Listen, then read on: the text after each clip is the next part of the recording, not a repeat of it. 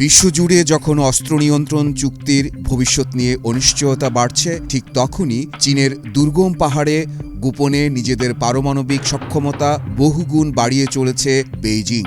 মার্কিন সংবাদ মাধ্যম সিএনএনের এক চাঞ্চল্যকর অনুসন্ধানে উঠে এসেছে চীনের সিচুয়ান প্রদেশের সেই স্টেট সিক্রেট বা গোপনীয় রাষ্ট্রীয় তথ্য। 2022 সালে সিচুয়ানের বাইতো ও দাশান গ্রামের বাসিন্দাদের ঘরবাড়ি থেকে উচ্ছেদ করা হয়। কারণ জানতে চাইলে সরকারিভাবে জানানো হয়েছিল এটি একটি রাষ্ট্রীয় গোপন বিষয়। তবে স্যাটেলাইট ছবি বিশ্লেষণ করে দেখা গেছে গ্রামগুলো ধুলোয় মিশিয়ে দিয়ে সেখানে সাইট 906 এবং সাইট 931 নামে দুটি বিশাল পারমাণবিক উৎপাদন কেন্দ্র গড়ে তোলা হয়েছে। এক্সট্রিম মশার কয়েল প্ল্যান্ট ফাইবার দিয়ে তৈরি, তাই সহজে ভাঙে না, সুগন্ধিযুক্ত ও নিরবিচ্ছিন্নভাবে জ্বলে। ডেঙ্গু, চিকুনগুনিয়া বাহি সহ যে কোনো মশার বিরুদ্ধে দেয় এক্সট্রিম সুরক্ষা। সবচেয়ে চাঞ্চল্যকর স্থাপনাটি হল একটি বিশাল গম্বুজ।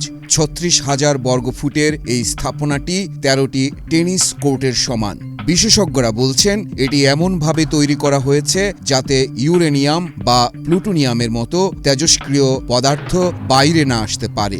পাহাড়ি সুড়ঙ্গের ভেতর দিয়ে এই নেটওয়ার্ক এক গোপন পারমাণবিক সাম্রাজ্যের ইঙ্গিত দিচ্ছে।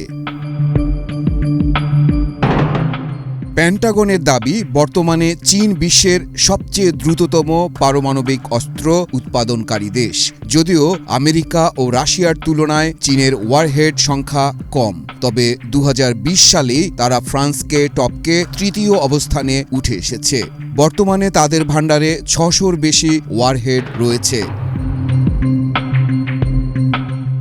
মার্কিন প্রেসিডেন্ট ডোনাল্ড ট্রাম্প আগামী মাসে চীন সফরে যাচ্ছেন। তার মূল লক্ষ্য থাকবে শি জিনপিংকে নতুন কোনো অস্ত্র চুক্তিতে রাজি করানো। তবে জিনপিংয়ের নির্দেশিত এই রণসজ্জা বলছে ভিন্ন কথা।